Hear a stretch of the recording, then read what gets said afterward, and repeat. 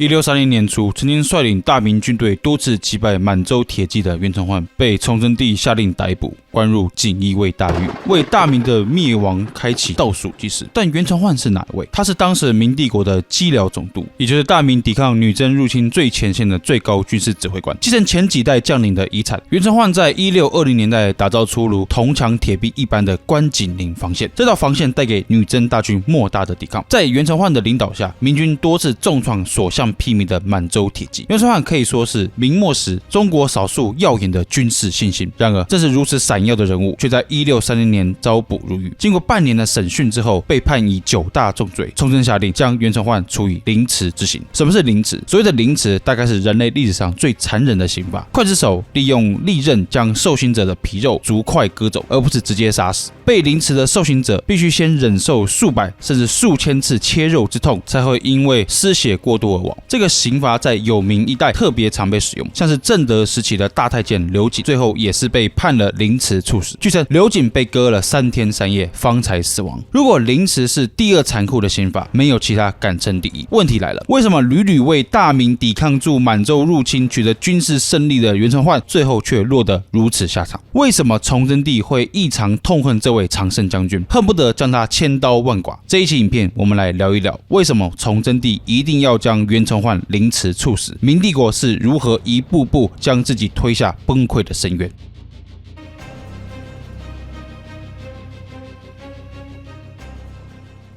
明代的中国是当时世界上数一数二的超级霸权。据学者估计，大明可能占到近代早期全世界1/3的 GDP， 甚至更多。虽然我们必须承认这些数字都是估算，并不精确，但至少可以让我们感受到当时中国的经济实力之强大。然而，即使经济极度繁荣，在16世纪下半叶以后，整个大明却在里里外外都遭遇到极其严峻的挑战。其中最大的挑战便是一连串的外部威胁。但这也不是什么新鲜事，毕竟自1368年明朝建国以来，北边的蒙古就一直是帝国的心头之患。很大程度上可以说，明朝的很多制度变化，尤其是军事制度方面，都是围绕在如何因应蒙古的入侵。然而，从16世纪以来，大明开始遭遇另外一种类型的外部挑战，这次不是北方的关外，而是东南沿海。随着世界海洋贸易在15、16世纪的兴起，中国的江南地区变得极端富裕，而海洋势力也盯上这块大肥肉。16世纪上半叶起，东南的倭寇问题越发变得棘手。一般人的印象里，所谓的倭寇就是日本的海盗势力，这个说法只对了一部分。确实有不少所谓的倭寇是来自日本的浪人武士集团，因为随着室町幕府的衰弱，日本于15世纪末开始陷入分裂的局面，也就是所谓的战国时代。由于缺乏强而有力的中央政府，大批武士团伙开始向海外扩张，包含中国的东南沿海，所以的确有一部分的倭寇确实与日本浪人武士脱不了关系，但实际上倭寇不只是日本人，还有更多的是中国自己的强大海盗集团。这些中国海盗扮成境外势力，有组织的挑战大明在东南沿海的统治。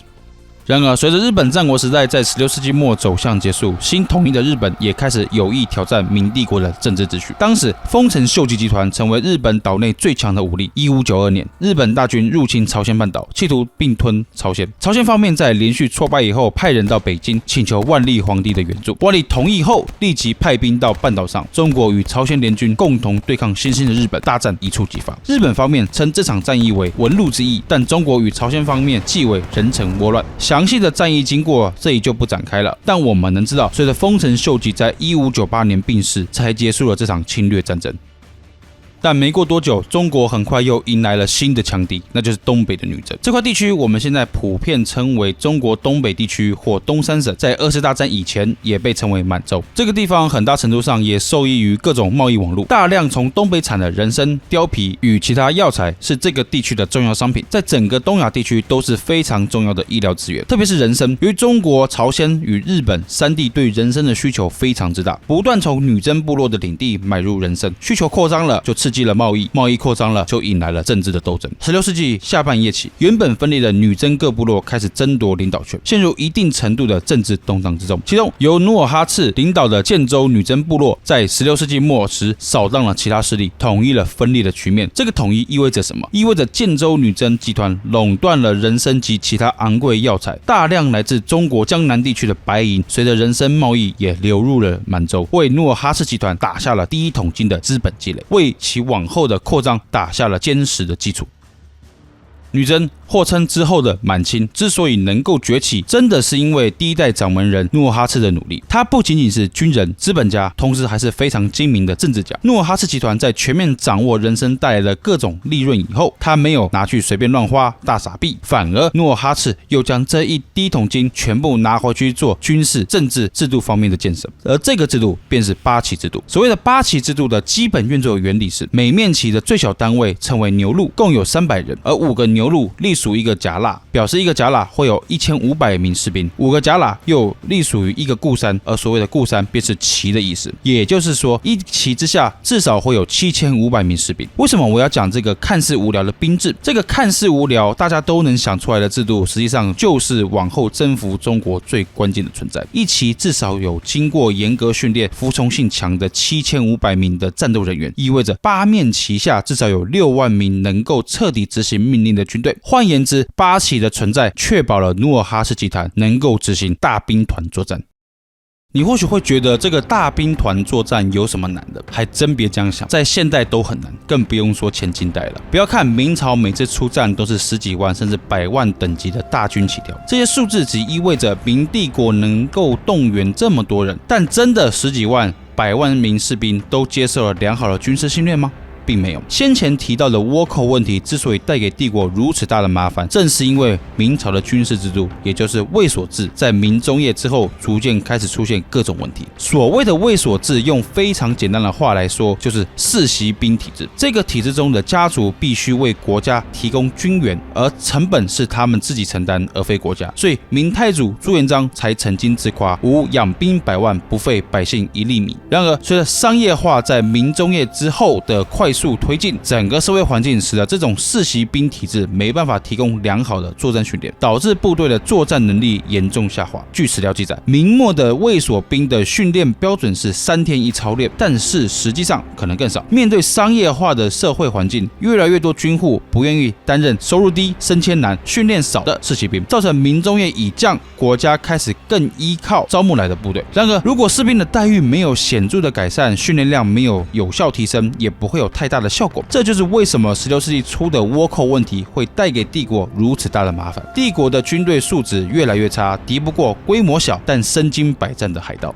这时就轮到明代的名将戚继光登场。戚继光的戚家军不是世袭的卫所兵，而是他自己从失业的矿工、农民之中招募而来。这支戚家军不多，约莫就4000人，鼎盛时也就6000人上下。但不同的是，士兵都是专业化的，每日操练，根据不同的战场要求，训练使用不同类型的兵器，战术操练还配有大量的火器。虽然纪律严明，但待遇极高。在对抗倭寇的大大小小战役之中，戚家军取得压倒性的成功，也逐渐使得这一类型的家兵体制开始取代卫所兵，成为明帝国作战的主力部队。当时另外一个重要的家兵就是辽东方面，面对女真部落，辽东也出了另外一位搞家兵的将领，就是李成梁。李成梁与戚继光是同一时代的人物，在辽东培养出一批高福利、高待遇、严格训练的家兵。李戚两人的家兵特点是精锐、战斗力高，但更重要的是费钱。当时有张居正的支持，这类型的家丁部队还能从朝廷那里搞到钱，尤其是戚家军。但在张居正去世以后，这一类的家兵部队的存亡就得靠将领自己了。李成梁的家兵及其家族基本上开始与辽东的地方社会深度绑定，使得李家军能够得到地方上稳定的支持，但戚家军就没有形成这样强烈的地方关系。在一次由于缺饷而引起的兵变中，戚家军被大规模镇压，因而逐渐退出了历史的舞台。但说这么多，到底跟满洲八旗有什么关系？根据历史，努尔哈赤在1615年扩张成八旗部队。1635年，他的继承人皇太极在击败内蒙古的察哈尔部之后，也组建蒙古八旗。1637年，又将八旗内部负责火炮、重武器的汉军独立出来，自成两旗。1642年，满清于松井大战之中击溃大明部队以后，俘虏了更多擅长火炮、重武器的辽东军人，满清将其纳入汉军之中，正式成立汉军八旗。因此，满洲、蒙古、汉军各有八旗，意味着什么？代表满清有3支训练良好、纪律性高、高待遇的士兵。满洲八旗有6万人，蒙古八旗约2万人，汉军八旗约3万人，所以他们能核心控制的精锐部队有至少11万人。虽然11万人比起100万大军在数字上略显少一点，但要注意，这些都是精锐中的精锐。相比之下，辽东明军最精锐部队，也就是所谓的关宁军及镇守山海关宁远的军队，这支部队的精锐有多少？3000家丁。除此之外，马匹数量更是远不如满清。换句话说，很多网红在解释这段历史时，会归结到一些非常笼统的说法，像是辽东人武力强悍，或是战马数量等等。但实际情况远非说书人的解释能说清楚的。我们必须注意的是，满洲八旗制的组成是一个动态的过程。努尔哈赤先透过垄断东北地区昂贵的医疗资源以后，完成了初始的资本积累，才创建了八旗。这是一支能够进行大兵团协同作战的精锐部队。养这样费钱的部队，表示你只能不断收集更多的资源，持续攻城略地，才能维持八旗体制的开销，否则军队素质会直线下滑。因此，我们甚至可以这样理解：与其说努尔哈赤与皇太极是在利用八旗扩张，不如说他们是被这样昂贵的组织推着走，他们没有别的选择，只有扩张一条路。但这个八旗制度到底有多猛？我们来实战看一下。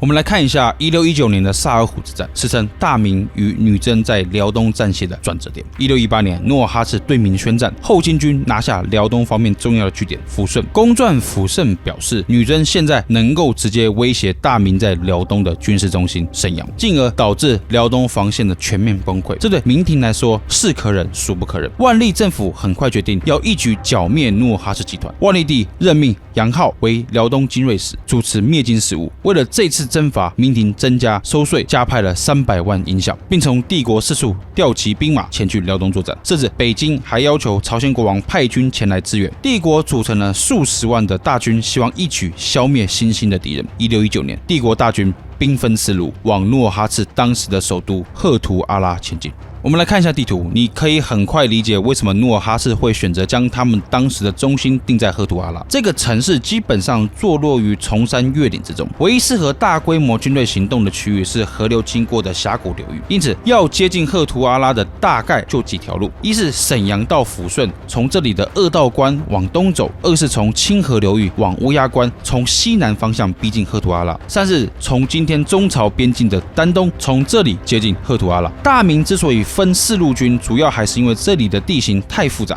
能够行军的路线腹地不够大。如果所有部队都集中一路走，基本上就是一条很长的行军路线，没办法集中军事力量。其中明军的第一路被分为2路，西路从抚顺方向来，北路从北边而来，两者在二道关会师，一同往赫图阿拉逼近。军前，杨浩下了严格的军令，规定各路军必须在规定的时间内会师，否则军官要受到严格处分。然而，不管军令如何严格，客观的条件都会让这次的行动的明军行军与后勤路线被拉得相当之长。如果武器与粮食不到位，军队也没办法作战，所以行军速度势必无法快。因此，在如此的地形之中，帝国最引以为傲的火炮反而成为绊脚石。另外一个更大的问题是，此刻的明军没有意识到，努尔哈赤的后军远非过去的女真部落。努尔哈赤的军队是一支纪律性森严、擅长协同作战的军事组织，而且拥有强大的机动性。但我们这都是从事后诸葛的角度来说，即使是努尔哈赤，他在当时也没有确切的把握一定能战胜明军，因为中国的优势还是相当明显，他们拥有更强大的武器，而且人数众多。面对这样的局势，如果你是努尔哈赤，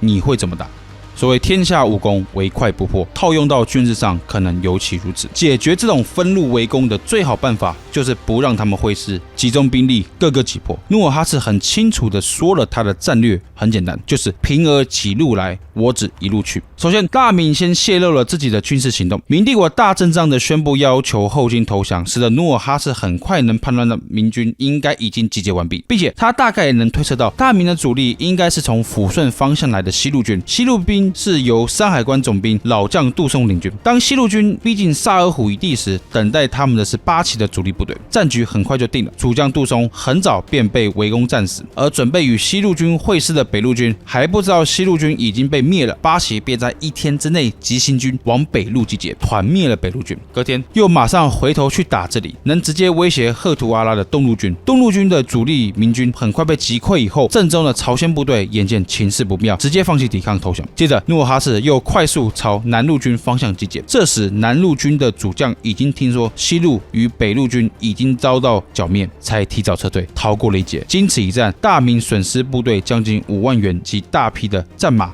火器，中级军官战死300多人，反观后进部队损伤极少。满清方面的史料称仅死了200多人。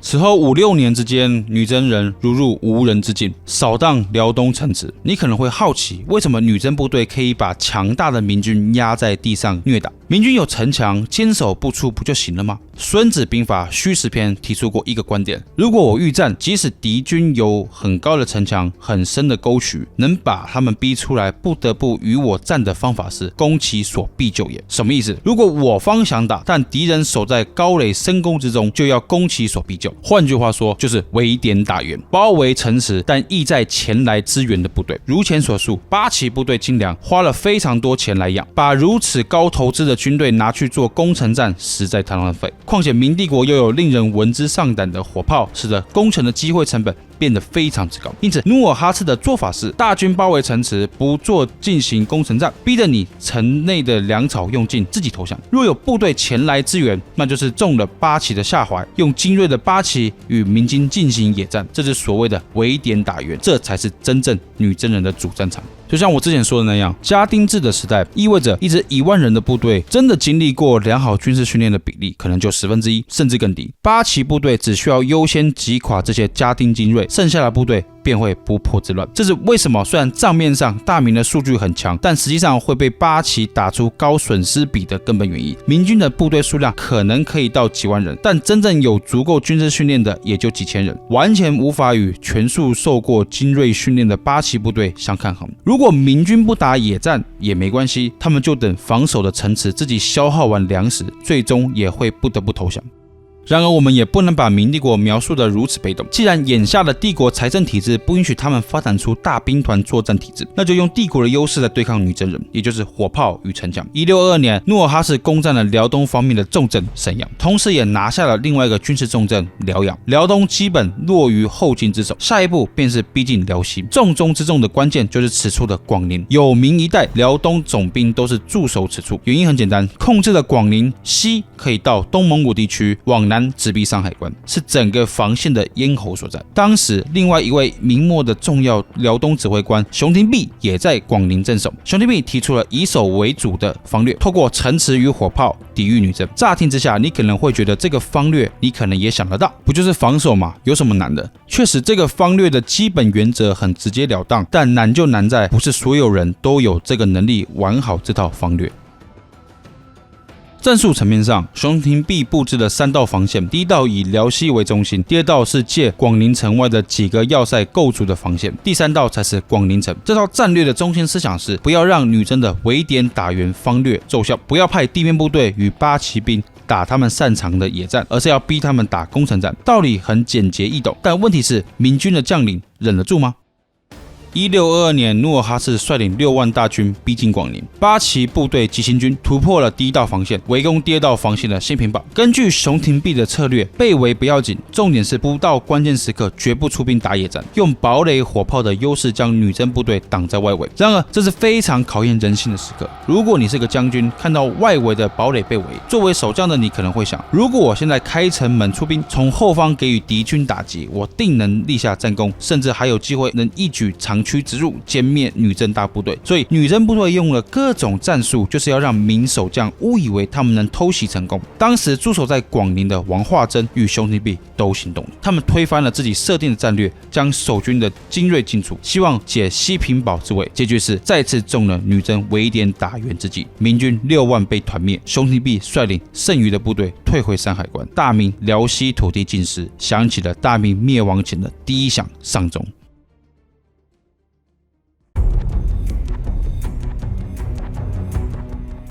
但也是在如此危急存亡之际，明末最重要的军事人物登上了舞台，那就是袁崇焕。袁崇焕是广东东莞人。1619年，袁崇焕35岁时考中了进士。1622年，由于其深厚的军事素养，袁崇焕很快就被相中进了兵部。同年，广宁大败，明军退回山海关内。当时虽然明军退出了山海关，但当时的女真也没有能力吃下全部的城池，毕竟占一城就得派军驻守。但当时的女真还有别的困扰，那就是西边的蒙古察哈尔部正在会整蒙古实力，企图统一蒙古。如果察哈尔部真的能统一蒙古诸部落，将会是对后金政权最大的威胁，逼得努尔哈赤不得不把主力部队调到东蒙古去。因此，当时山海关外的宁远没有女真的大部队驻防。袁崇焕在那一个时间点得到了当时兵部最高长官孙承宗的支持，开启了重回宁远建立军事据点的计划。袁崇焕计划以宁远为核心，修建9座大城与堡垒，并开启大规模军团，支持守军的粮食供应，以支持持久战。在那个时间点，努尔哈赤没有余力介入大明在山海关外的防线重整，因为他们的首要目标是阻止察哈尔部统一蒙古。直到1625年，努尔哈赤摆平了内蒙古，才回师山海关。八旗铁骑横扫了锦州、松山等大大小小7座城池，但始终没有逼出袁崇焕的宁远守军。于是后军部队将宁远卫围得水泄不通，试图逼迫防守军出城。守军主将袁崇焕相当坚定，他要破这个围点打援之策，坚持不出。此外，袁崇焕运来了11门来自澳门最先进的红夷大炮，轰炸女真军。努尔哈赤见守军不出，还派了大军围攻辽西的粮食中枢觉华岛。觉华岛守军力抗女真，全员战死，屠杀整座城市。已经杀成这样的袁崇焕依旧坚持不出宁远，女真围困数日仍打不下来，只好退军。女真军损伤惨重，8个月后，69岁的努尔哈赤去世。这场战役被称为宁远大捷。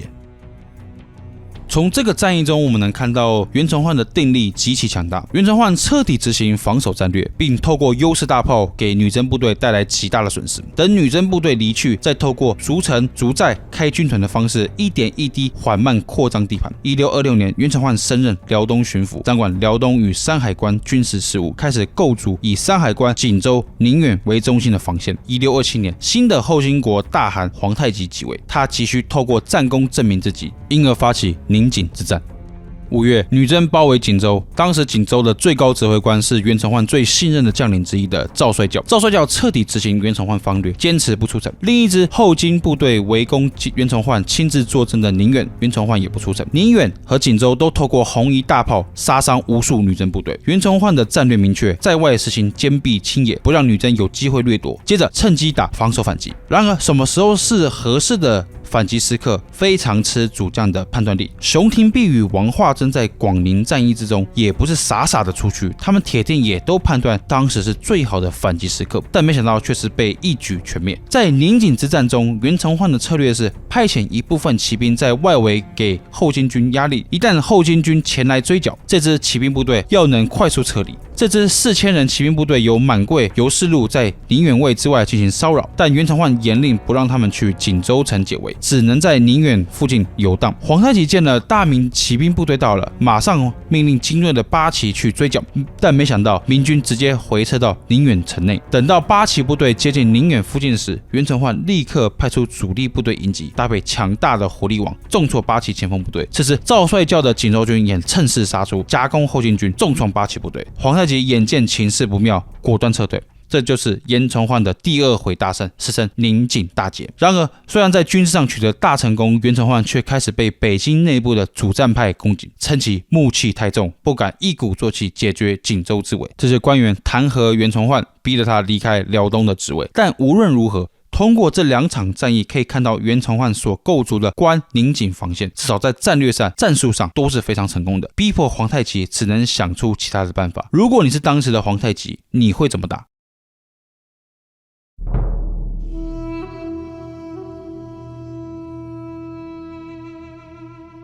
从努尔哈赤时代起，除了试图挑战大明的秩序以外，新兴的女真政权也试图吞并西边的蒙古。当时的蒙古部落也与大明一样，无法在财政上支持大兵团部队，分裂的蒙古采行的也是精兵制。随着努尔哈赤的崛起，由林丹汗率领的察哈尔部也意识到，如果不统一蒙古，集中力量、集中资源，他们很快也会被女真给吃掉。因此，林丹汗一直试图统一分裂的蒙古诸部落，此举对于后金来说是相当大的威胁。一个统一的蒙古古完全有能力建立起精锐的大兵团，挑战女真政权。这就是为什么努尔哈赤在打赢广宁之战，大明全面败退到山海关以内之后，没有乘胜追击的根本原因，就是因为他得到情报称察哈尔部开始扩张，准备向东并吞其他蒙古势力。虽然努尔哈赤击退了察哈尔部，但并未彻底灭掉察哈尔的雄心，要等到皇太极在1627年大败袁崇焕以后，他才痛定思痛，决定要吞并东蒙古，从那里借道入侵北京，而不是跟袁崇焕纠缠。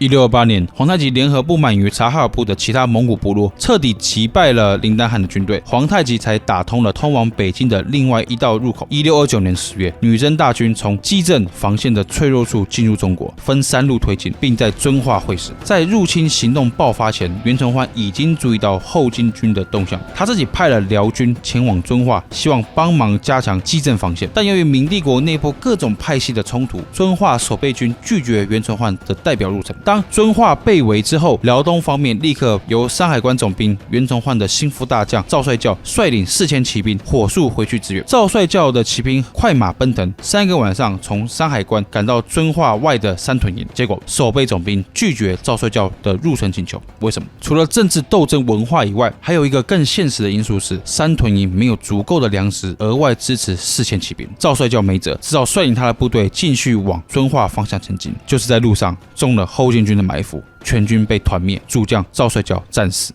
当时的基镇防线不像袁崇焕经营辽东一般用心，遵化完全没有足够的火炮能够抵抗八旗的围攻，很快遵化陷落。与此同时，袁崇焕率领辽东2万步骑兵入关勤王。如果你是皇太极，你会怎么想？过去与袁崇焕的交手中，袁崇焕死也不跟八旗军进行野战，现在袁崇焕率师入关，正是八旗部队剿灭他的大好时机。如果能逼袁军野战，女真军有机会一举歼灭他的宿敌的核心部队。袁崇焕自己也能料到皇太极铁定在等他过来救援遵化和他的心腹大将赵帅教，但他更清楚他那样做只是送头给后金而已。于是冷静的袁崇焕不救自己的老部下和遵化，而是直奔北京外的冀州城。当女真军等不到袁崇焕后，才又赶往了冀州，但已经来不及，袁崇焕已经入城。皇太极太了解袁崇焕，知道他想逼自己攻城，所以毅然决然往北绕开冀州。女真部队很轻易就拿下了顺义、通州。袁崇焕眼见于此，令辽军往河西务驻防，同时袁崇焕自己亲率9000精锐部队率先抵达北京城外。袁崇焕的策略就是不跟你八旗打野战，所以一到北京立刻贴着城墙扎营，不让机动性强大的八旗骑兵有机会绕后。急行军的袁崇焕部队已经非常累了，请求入城休息，但却遭到崇祯帝的拒绝。到了这里，我们要回到一开始的问题：为什么崇祯帝要以凌迟对待明帝国最有希望的军事将领袁崇焕？在此时，其实崇祯帝已经对袁崇焕的怀疑高到无以复加的地步了。为什么？对崇祯来说，究竟为何一路上宣称要勤王的袁崇焕像在跟女真人跳舞一样，全然没有发生激烈冲突？一方往哪走，另外一方就平行的一起走。即使后金军进攻北京城郊的通州时，辽军都没有积极去抵抗后金军呢，反而袁崇焕居然直接亲自率领精锐的骑兵部队赶往北京，而且来了的第一件事情就是要求开城门。此外，袁崇焕一路上实行的策略是所谓的援兵四级进行遣散，将大部分的兵力遣散到四周的城池，而不是集中武力过来勤王。对崇祯帝来说，这太可疑了。除了袁崇焕令人怀疑的行动之外，北京还有各种不同的谣言，包含后金军特意在京师散布关于袁崇焕勾结女真的谣言等等。我们完全可以想象，明廷中有非常多不满意、敌视袁崇焕的大臣，他们群起攻击袁崇焕的可疑行径，所以崇祯身边全都是这类似是而非的谣言说法。我们该问的问题是，当时的崇祯帝有能力判断这些消息的真伪吗？要知道，崇祯一上台后做的第一件大案是什么？就是1629年的阉党逆案，把天启皇帝任内势力庞大的魏忠贤集团给扫荡了。在帝国各角落追随魏忠贤的人都遭到清洗，这代表什么？宦官到底在明朝的政治中扮演什么角色？在朱元璋废除宰相以后，皇帝开始直接亲临政务。面对庞大的士大夫文官集团，皇帝能依靠什么？最直接的依靠是皇族，用皇家的人来制衡官僚。然而，在朱棣的靖难之变以后，皇族也遭边缘化，那皇帝还能依靠谁？除了宦官，还有谁？在明朝最鼎盛时期，宦官在整个帝国之中据称有10万人之多，而且从根本上来说，明朝宦官之所以如此庞大，正是因为他们充当了皇帝的耳目，替身居内廷的皇帝收集情报。从这个角度而言，1629年魏忠贤集团的倒台代表什么？代表着新上任的崇祯帝至少在一定时间内会如同盲人一般，他没有了宦官的情报网络，只能依靠文官。但崇祯从来没说要废除宦官制度，魏忠贤倒台只是代表了另外一批宦官要起来了。但是在1629年时还没有办法太成熟罢了。假以时日，崇祯帝又能建立起自己的耳目。但好巧不巧，同年年尾，女真就入侵京师，皇太极率军绕道蒙古，进犯北京。那个时间点，崇祯帝只能依赖官僚的情报，无法判断北京各种关于袁承焕卖国的谣言之真伪。客观来说，他只能怀疑袁承焕有恶心。后来的历史学家根据各种史料的判断，大约能同意袁承焕是没有通密后颈的。但为什么元军的行军路线好像在跟皇太极跳舞一样呢？你看到这里也能知道，因为他知道辽东最精锐的部队也没有办法跟八旗在城外硬碰硬，必须依靠城池来作战，所以才会看起来在跳恰恰一样。第二，为什么袁承焕要执行援兵四击进行前山，而不是集中兵力？很简单，因为华北地区没有一座城池有足够的粮草支持1万以上的部队，所以在数量上还没有形成绝对优势之前，先行分散各军在不同城池。袁承焕的心腹大将赵帅教之所以被团灭，除了各种人事纠纷之外，更重要的原因是山屯营没有足够的粮食，才因而被拒绝入城。这些都是非常切实的问题，使得袁承焕以这样的方式行军。然而，在1629年那个当口，情报上接近全盲的崇祯帝没有其他的情报渠道，因而引来了杀机。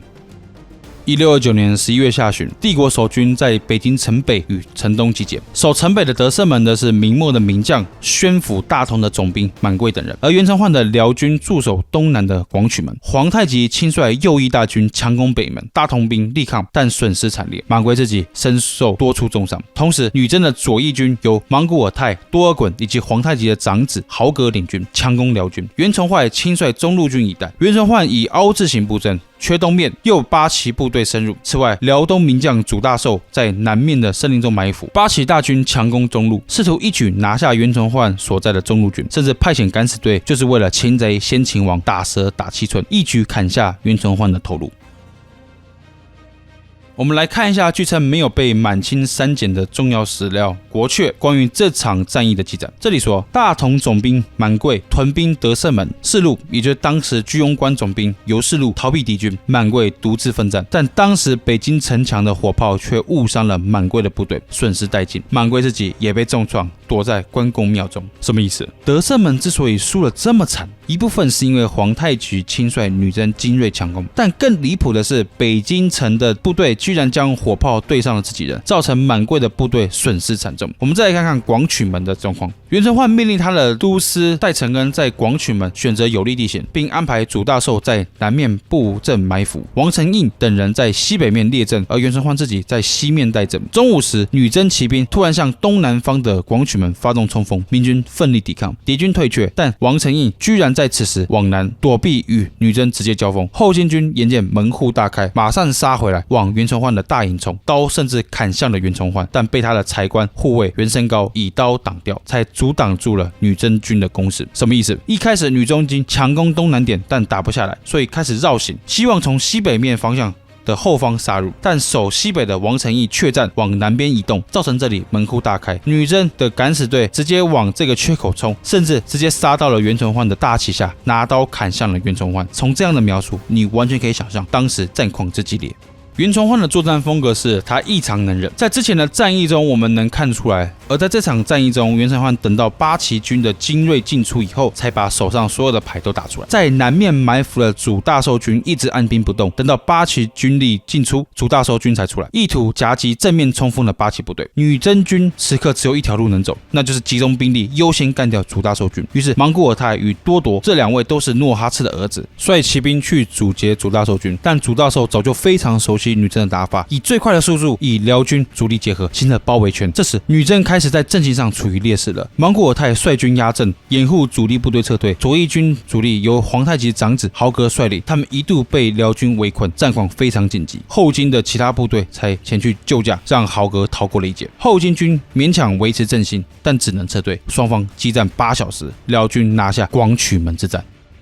这时前来秦王的辽军已经相当疲惫，袁崇焕多次请求入城休整，但都遭皇帝的拒绝。秦王军只能继续在11月的北京城外忍受着寒冷饥饿，坚守阵地。往后女真部队又尝试进攻南面的左安门，还是攻不破辽军的防御。当时皇太极已经意识到八旗不论如何强攻都攻不破袁崇焕军的防线，于是整顿军队，四处劫掠资源与马匹，并释放各种假消息，说袁崇焕通敌。12月初，袁崇焕与朱大寿被命令进入紫禁城，袁崇焕当场被逮捕，下锦衣卫大狱。朱大寿被命令回到守备岗位，但他非常不满于袁崇焕被捕，所以率领辽军直接离开北京。是袁崇焕在狱中给他写信，他才又回来的。这时，之前受到重伤的满贵又被勒令出战。满贵没有袁崇焕的军事判断力，想当然尔，满贵率领数万明军又遭八旗军的击溃，满贵自己也死于永定门之战。但此时的皇太极已经意识到此刻打不下北京，于是发动劫掠，最终于隔年1630年的3月班师回到沈阳。1630年9月22日，袁崇焕被凌迟处死，敲响了大明朝的第二响丧钟。